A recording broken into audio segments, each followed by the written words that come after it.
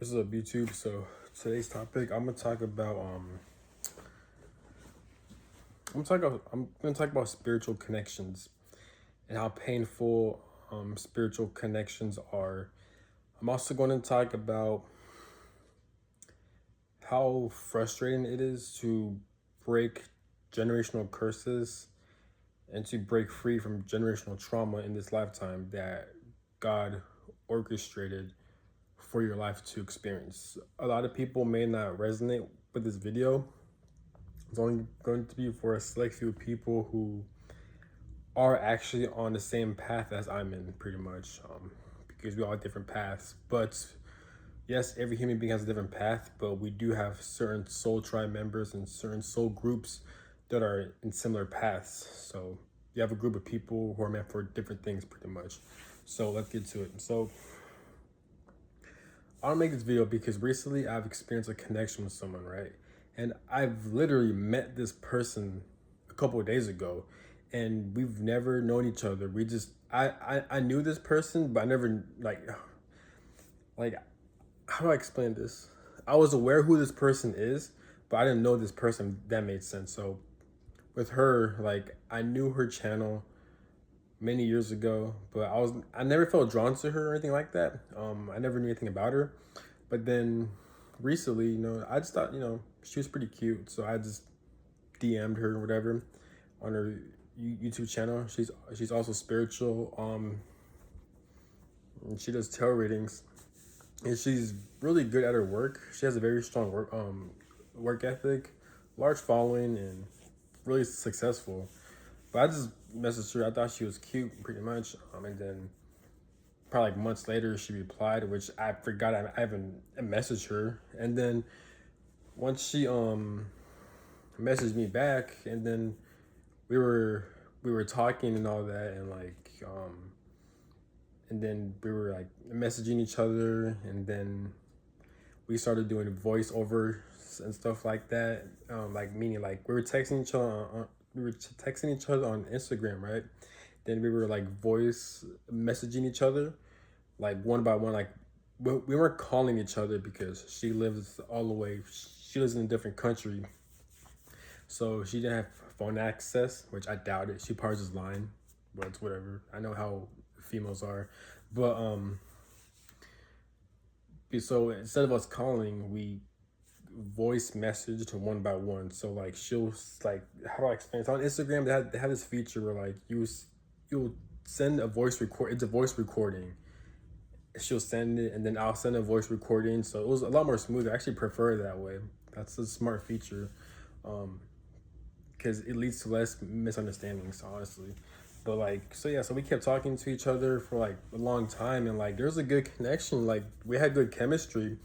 Also, like what really caught my attention is that like we were both very like spiritual as well too. So we really understood each other and stuff like that. So we really get each other when it comes to like psychologically and stuff like that. So it's pretty interesting. We're talking about spiritual experiences, the things we like, we don't like, just conversations that if you're interested in someone like that. So but yeah, so we're talking, and then all of a sudden, the problem with me is that she even told me she is a dismissive avoidant, right? Me, I have an anxious attachment style. So we both told each other that. Not from the get-go, but what led up to that is because I got too attached to her, pretty much. I'm pretty sure she got attached too, but she's a dismissive avoidant, so like she probably doesn't know how to communicate that properly, because dismissive avoidance, based on my interactions and observations with them, they're not very expressive and they don't know how to communicate properly. But because I'm very in tune with people's energy and stuff like that, or I'm very sensitive to how people act. I know what they're thinking. I know what they're feeling most of the times. But even they're not explaining or talking about it, I could tell I know what they're feeling. But yeah, so both of our feelings got attached, and then pretty much triggers went to the surface. So her as a dismissive avoidant, I felt like she wasn't communicating with me as much. I felt like she was ignoring me and stuff like that. So I had a lot of doubts if she even cared about me. I had doubts of like Like, why is she ignoring me? Or like, is she even fully committed to the connection I am? And when I say connection, we were never in a romantic relationship, but because I caught feelings so quick, I think I projected my attachment towards her, and I feel like that overwhelmed her as a dismissive avoidant and stuff like that. So it eventually led to me. I think I blocked her. Yeah, I blocked her because I just felt like she didn't care about me, and she was ignoring me. Because when I was messaging her, she left me on red, and like, yeah, and like she didn't give me she didn't even give me like a heads up on why she left me on red or anything like that. She didn't tell me she was busy. Like, so then I took offense over that. And mind you, I'm fresh from a breakup with another dismissive avoidant. I've met a female who's also spiritual. She didn't have her own channel or anything like that, but she was into spirituality. But she was also a dismissive avoidant, and like I was dating her for about a good year, I think. Yeah, for a good year. But then there's just so much bullshit going on. There's just so much dumb shit where like I've lost money over her, like just a lot of bullshit that we both broke up, and then a lot of fights and stuff like that, like verbal fights, arguments, stuff like that. So I'm fresh from a breakup, and I'm already bitter and angry, constantly having to deal with dismissive avoidance attachment style, right? So fast forward, after I blocked her, I forgot what happened, but I think I missed her, so I missed her.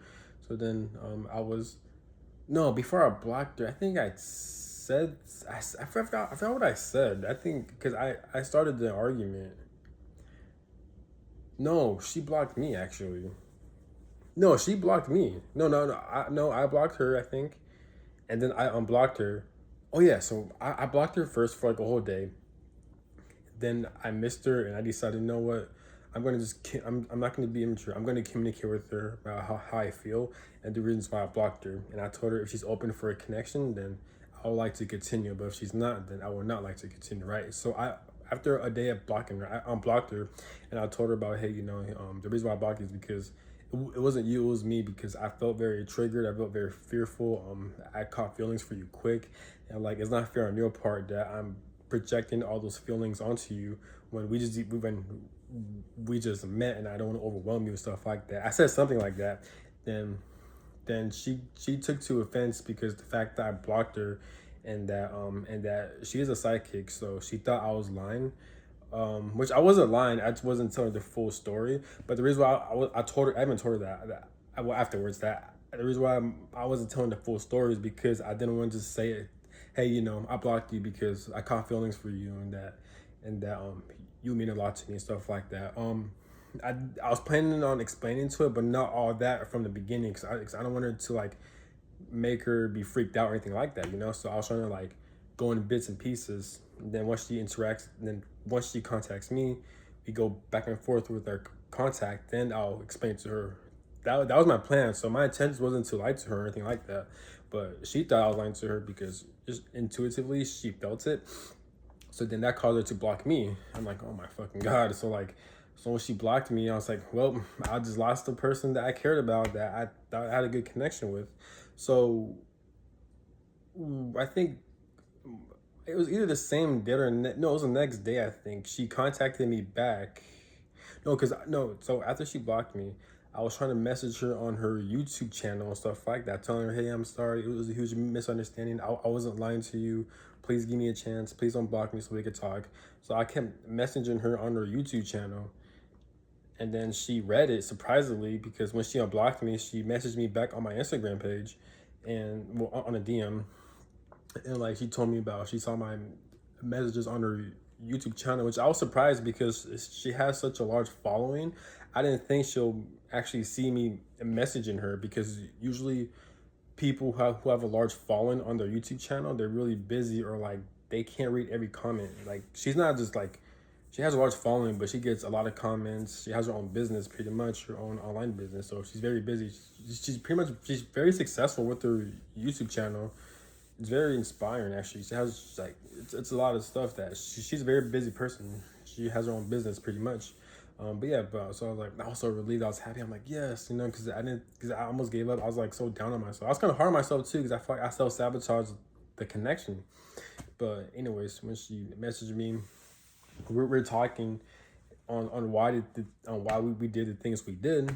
And then I told her pretty much about my story, like, hey, I felt triggered, I felt attached to you, but the reason why I felt so triggered and that my fear came to the surface because I caught feelings for you quick, and I feel like you're not gonna reciprocate, like you don't care, because I came back from a breakup recently, and like I told her about my background of how dysfunctional my family is, and like how I had to cut all them off because they're very narcissistic, and like how like I just gotten out the military, so like I don't have no people to contact with. I have no family, fresh from a breakup, so like I'm constantly moving, I'm constantly changing locations, so it's hard for me to find people in my circle that I have a deep connection with, because one, I'm so busy, but two, I'm just around a lot of very evil people that I have to cut all them off pretty much. Evil people and very narcissistic people that aren't willing to change.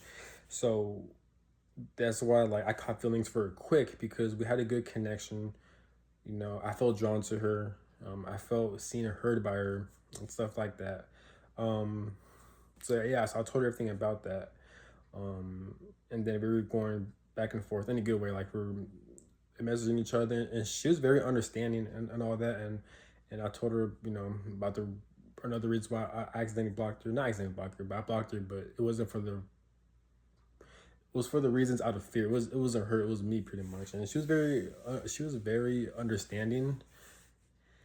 And then she told me on why she did that as well, on why she blocked me, and then it made sense, and that I was very understanding. So we made amends, and we're just talking more and more about like the things we like, our hobbies, our favorite music. Just a lot of fun stuff we're talking about after we forgave each other, and we were even like joking around as well too.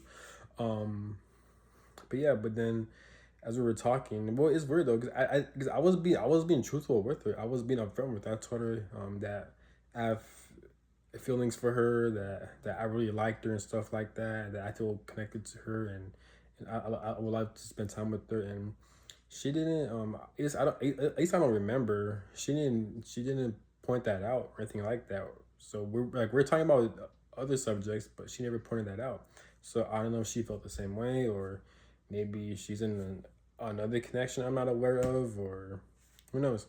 So yeah, but I should have told her like what was her thoughts on that, so that way we'll both have clarity. So for example, let's say if she was already taken, if she's not single or if she's not interested in dating, then and then that way I'll know. So I'll back off pretty much. But that's a mistake I've done. I should have told her. I should have like been more front, but it's whatever. But yeah, but we kept talking, and the connection kept building up, and it was a good connection for both of us. Um, but then, oh, and then I was telling her that like if we're gonna, for now on, like if we're talking to each other, if you're busy, don't leave me on read. Just let me know that you're busy, so I won't take it the wrong way, or that I won't think that you're ignoring me. And then she agreed to it, and then we agreed on it. And I also told her as well that hey, if I'm busy, if I got work, or because I'm also very busy as well. I have a very busy schedule as well. I got a lot of things going on. I'm working, I got school and stuff like that, and I just moved to my new apartment and stuff like that. So I'm still trying to get settled. So yeah, so we were just talking. So I also told her that hey, if I'm busy, if I'm not responding to you back, just know that I'm busy, but I will let you know about it. And if I don't, I will follow up, and I will apologize, which I've done. But yeah, so long story short, we were talking again. I've sent her a lot of voice me, voice messages telling her how much like um like how beautiful she is, how amazing she is, and all that, right? How much like I really liked her and stuff like that. But then she didn't message me back for like an hour or so, and then I kind of took it. I mean, she did like my messages, like she hearted all of my voice messages, which was cool. But I thought she was gonna message me back or anything like that. So I was waiting for like hours. I was waiting for like a long time. I'm like, really? So then I kind of got fed up, and I'm not gonna lie, like I got pissed off, and I just blocked her. You know, yes, it was the wrong thing to do. I should have communicated with her. You know, which I did. So a day later, when I unblocked her, I told her those weren't exact words, but it was something like, "Hey, I want to disconnect from you from this connection because even though I barely just met you, it's not fair that I'm projecting all of my feelings and my anxious attachment style onto you and stuff like that. It's not fair on your part. So I would like to respectfully disconnect from the connection. It's not personal. It's not you. It's me, pretty much, and stuff like that." So when I messaged that, she didn't respond, and then I left I just left it like that. And then I think like hours later that same day, um, I think I messaged her. Um, I told her that I missed her and I hope she's having a good morning or a good day. And I told her that I would still like to talk to you if you're open to it. Still, she didn't say anything. There was no, she didn't even read it. So I'm like, okay, what's going on? I mean, she's probably busy and we got different time zones. So that probably could be the case because she lives in Australia. I live in America. It's like an 8 hour difference, I think. It is. Yeah, it's an 8 hour difference. So yeah,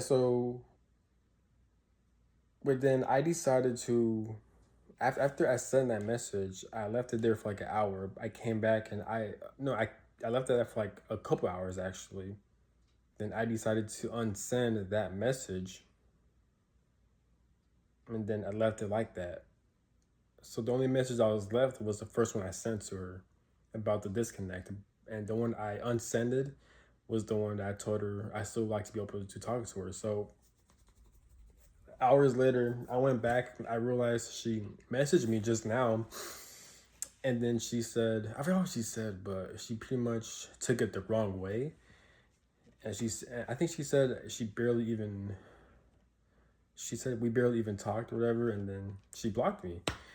And deep down, I knew she cared. I knew like she took it the wrong way and stuff like that. She probably got triggered because I know how females operate and stuff like that. They like to protect their ego a lot, so their words don't match up how their mind. I could tell, but but then she blocked me. I'm like, really? The timing, right? So I was like pissed off about it, and then I got pissed off, and then I started going off at her, and then yeah, it's whatever. So now I can't even get a hold of her or anything like that. So and then and all that shit happened in the span of 2 days. In the span of 2 days, I couldn't get her off my mind. I couldn't stop thinking about her. Um, I was reflecting my life. I pretty much had a spiritual awakening, another one. It's probably like my 20th one this fucking lifetime. And now I'm just reflecting my life, the things I like, the things I don't like. I'm just really questioning life, going through a lot of soul searching for the past 2 days and figuring out what my purpose is, what am I put here to do, what's going to make me happy in this life, you know what I'm saying? Because the fact that I keep constantly having people or females, I keep attracting them, but they're not good for me because all those females are dismissive avoidance. They don't know how to communicate and they're not expressive. And not only just that, because well, I'm at fault too, because I have an anxious attachment style, but they're all trauma bonds pretty much. They're all traumatic connections. And I'm like, man, how long is this shit gonna continue? Like, I'm trying to do the healing work internally and externally, but it's such a slow progress. Whenever I take 10 steps up, God will put me 20 steps down. And before I even met her, I told God, like, I was in my room, the lights were closed, I was in my bed just crying and grieving because of how much people I've lost throughout my life and how lonely I felt. I said it out loud that it's hard for me to enjoy life. It's hard for me to engage in life because I feel like God is not listening to me. I was talking to myself and I said that shit out loud while the lights were closed, while I was crying in my bed. I just feel like God isn't I just feel like God isn't listening to me. Then a couple of days later, that's when me and her met pretty much. And even prior to that, like before that, I kept seeing 1111 a lot, you know? So I don't know if that was a sign or not, but, and I was so frustrated because I thought that, oh, God answered my prayer. God really is listening to me and stuff like that. Only for me to realize, no, God just placed this person so I can heal more of my trauma. Ain't that some shit, right? So I was beyond pissed off about this shit. It's not one time that God has done that shit. God will do that shit all the time. So we're like, I'll meet someone, I'll get my hopes up, and then only for that connection to crash down. Not just with connections, but with life situations to where things look good on the surface, but once I actually get to that thing or a situation or a person, um, I'll get that thing, but then eventually either be something will lead up to it to where I don't even fucking like it, or it's not even good for me. It's either the two. I have a lot of Scorpio placements in my astrology. So I have a Scorpio moon, rising, Mars. Yes, I have a Scorpio moon, rising, and Mars. So usually with Scorpio placements, apparently I've heard that a lot of people with Scorpio, with heavy Scorpio placements, they go through a lot of death and rebirth and transformation in life. So I don't know. That's probably why I keep going through a lot of bullshit in life to where things will, or I have a lot of false hope and false starts where I'll take 10 steps up only to take 20 steps down. Probably because I have a lot of Scorpio placements. Maybe that's probably why, um, but yeah, it's just fucking ridiculous. So, and to this day, like I just gone out from a nap. I was sleeping all day. I had to call off from work because I just did not feel like being outside and all that because I was reflecting my life, questioning everything. Heartbroken by her, by our disconnect. Just being fed up and frustrated with God and the universe. Just fed up with life, man. Just a lot of people I was forced to cut off. A lot of people I was forced to get away from. A lot of life changes I'm making. It's very overwhelming and it's very frustrating and it's very lonely, you know? So why me? Like why am I experiencing all this? You know, why is God having me experience all this, you know? But the good thing I can get out of it is that like I'm more creative with my YouTube channel. I can make more videos talking about my life experiences and I'm able to reach a lot of people.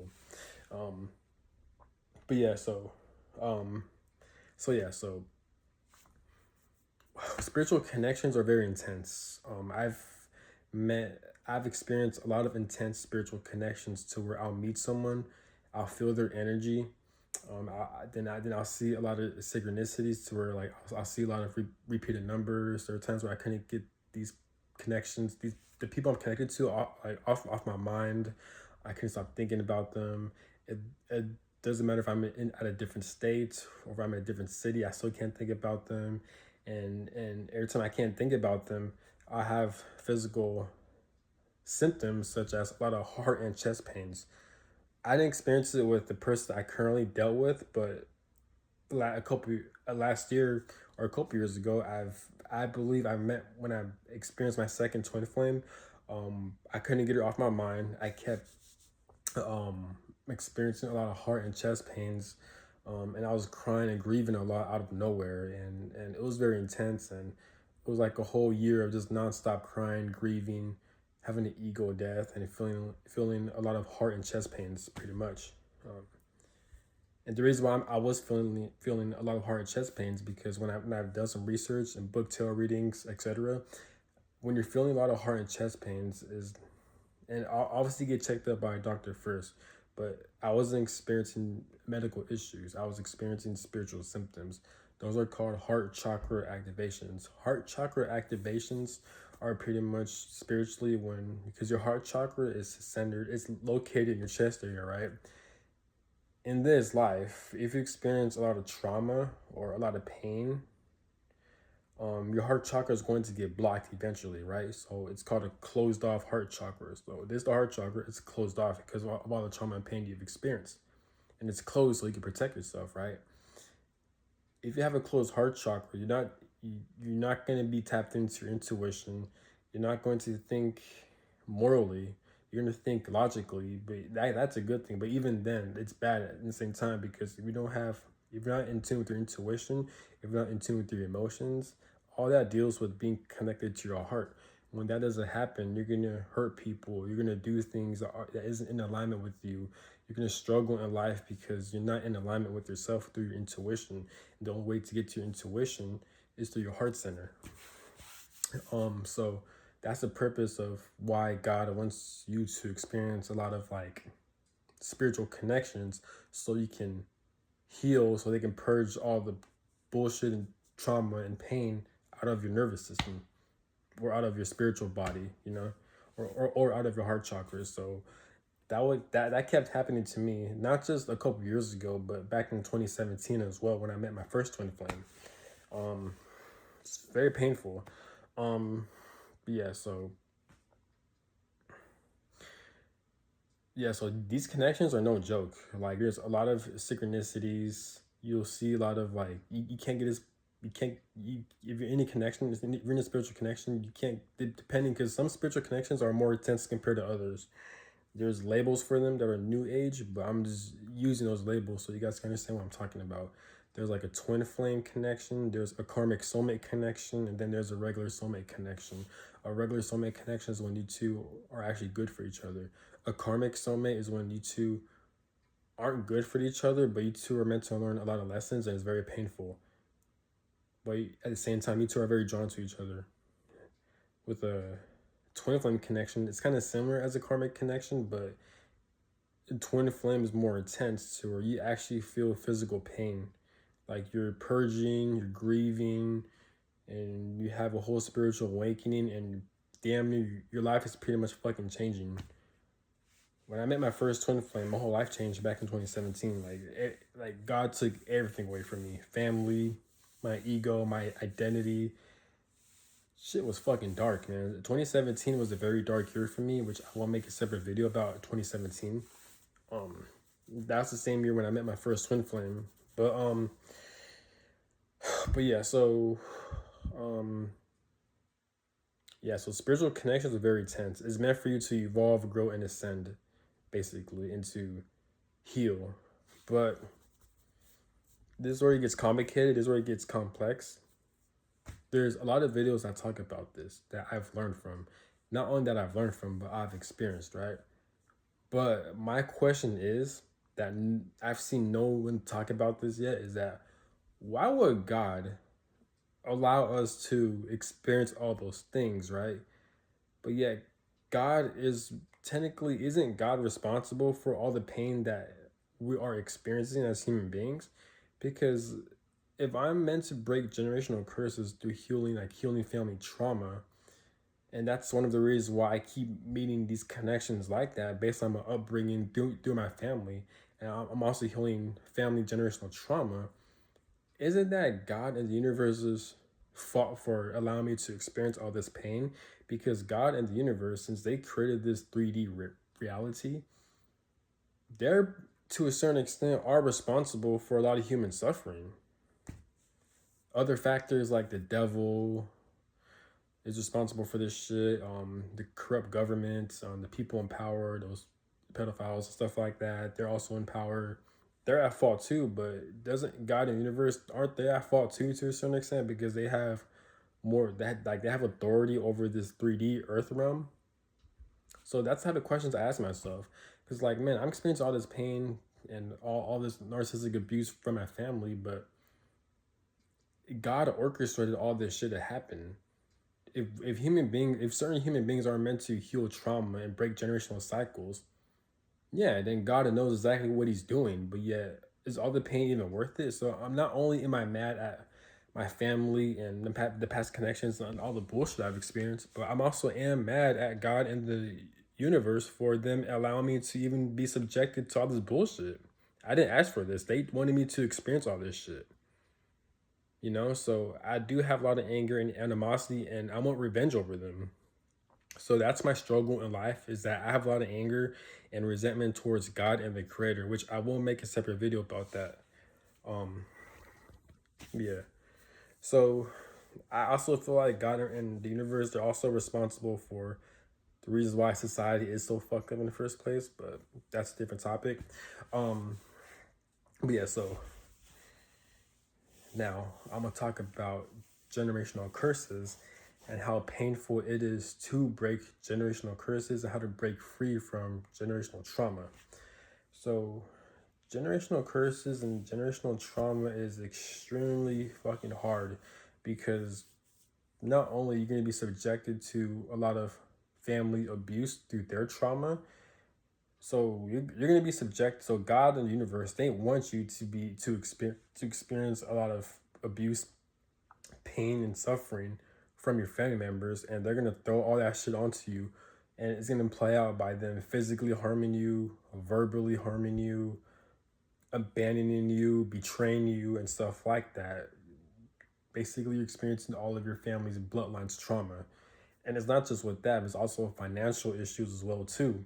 So as you cut all them off because you realize they're very narcissistic and they put you through all this abuse and you're fed up with it, somehow, some way, once you're able to get away from them, you're also gonna have to deal with the fact that financially you're gonna struggle too because they didn't teach you the right things on how to navigate as an adult. But also they're not wealthy. So now you're gonna have to learn how to take care of yourself and learn basic adult things that your family failed to teach you because they're very narcissistic. They're under a generational curse. But also, you're going to learn how to build wealth because this society is so fucking backwards and this society enslaves a lot of human beings. So now, not only you have to heal your family trauma, but God is going to orchestrate a lot of trauma bonds through dismissive avoidant people or through connections that aren't good for you, but the purpose of it is for you to heal from it. A lot of dysfunctional karmic relationships, along with figuring out how to build wealth and how to create money for yourself, how to find your passion while healing, doing the healing work, healing your trauma, healing your past life trauma, healing your family's trauma. And also learning how to take care of yourself and learning basic skills you need as an adult because your family failed to teach you all those things. So that's one of the hard parts about breaking generational curses, that you're gonna have to deal with all this shit. And you're doing all this shit all by yourself as well. You're doing all this shit alone, most likely. So,